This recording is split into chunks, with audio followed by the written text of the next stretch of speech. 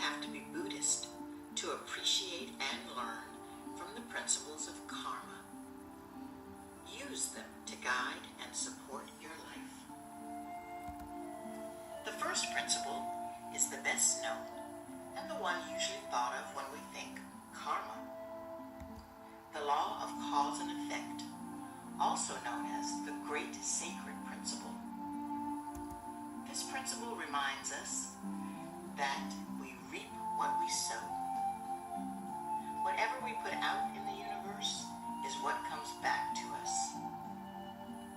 If what we want is happiness, peace, friendship, love, then we must bestow happiness, peacefulness, friendship, and love. Our actions today determine our future. Principle number 2 is the sacred principle of creation. We create the life we have. Life doesn't just happen. It requires our participation. We are one with the universe, both inside and out. Whatever surrounds us gives us clues to our inner state. So surround yourself with what you want in your life and make time for what you love. We can't have a positive and peaceful life if we dwell in chaos and negativity. We are the result of our own actions. You must create the life you want. Be and do what you want to have in your life. Principle number 3, the sacred principle of humility. This principle teaches that what you refuse to accept will continue for you. We must not blame others for our unhappiness. Only we control our emotional state. This means we should also face our fears. If we live in fear, we attract whatever causes that fear to us. This principle, like the others, extends to our interactions with others. If what we see as an enemy or someone with a character trait that we find to be negative, then we ourselves are not focused on a higher level of existence. When you focus on the negativity in others, you are, at that point, negative. An angry person cannot release his anger until he accepts that he's angry.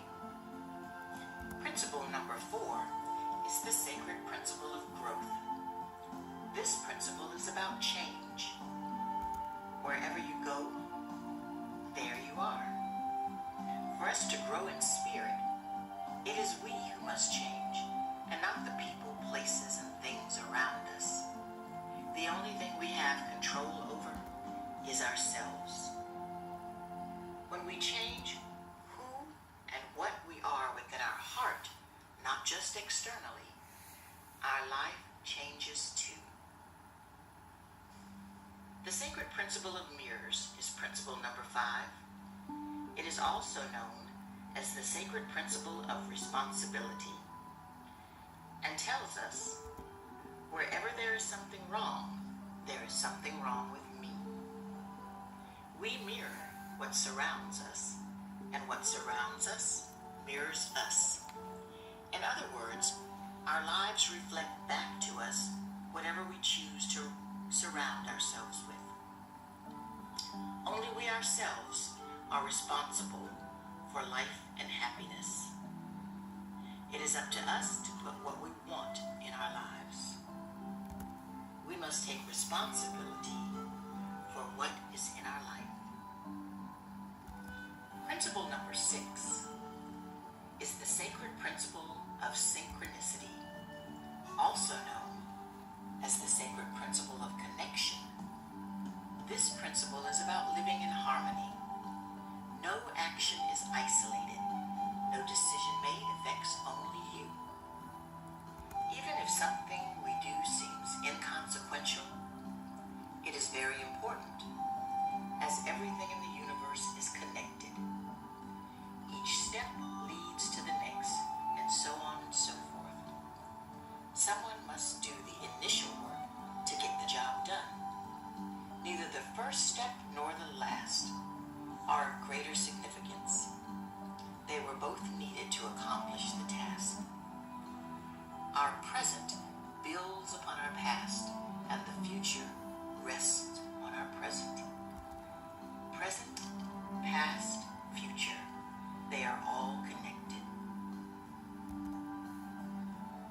When a bird is alive, it eats ants.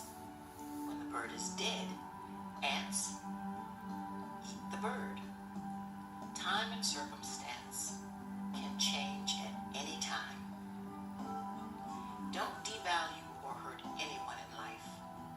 You may be powerful today, but remember, time is more powerful than you. Principle number 7 is the sacred principle of focus, also known as the sacred principle of direction and motives. With honest and clear motives, we can move in a desirable direction. Likewise, if our motives are less than honorable, we may move in unexpected and undesirable directions. The intention you put into an action creates its direction. You can't think of two things at the same time. Stay focused on what is important to you. You should climb a ladder one step at a time. When you lose your focus, you let in insecurities and anger. Principle number 8 is the sacred principle of willingness, also known as the sacred principle of giving and hospitality. Here is where we put what we say that we have learned into practice. In other words, put your figurative money where your beliefs are. We must be willing to share and extend ourselves to others for the betterment of the world. If you believe something to be true, then sometime in your life, you will be called upon to demonstrate that truth. The sacred principle of here and now is number 9. Looking back to examine what was prevents us from being totally in the here and now. Know your past, but don't dwell there. Focus on the here and now. Old thoughts, old patterns of behavior, old dreams prevent us from having new ones. Number 10 is the sacred principle of change. We must learn from our mistakes in order to move forward and not repeat them. History will repeat itself until we learn the lessons that we need to change our path. Number 11, the sacred principle of patience and reward, says all rewards require initial toil. Don't rush for instant gratification. Reward of lasting value requires patient and persistent work. Impatience blocks reward. When we jump too quickly to get what we want or think we want, we often stumble and end up in a place we don't love. True joy follows doing what we're supposed to be doing and waiting for the reward to come in its own time. The 12th and final principle is the sacred principle of value and upliftment, also known as the principle of significance and inspiration. It reminds us that you get back from something whatever you've put into it. The value of something is the direct result of the energy and intent that is put into it. Every personal contribution is also a contribution to the whole. Lackluster contributions have no impact on the whole.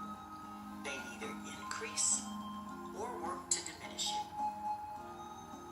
Be significant, lift and inspire others. Make your contributions to life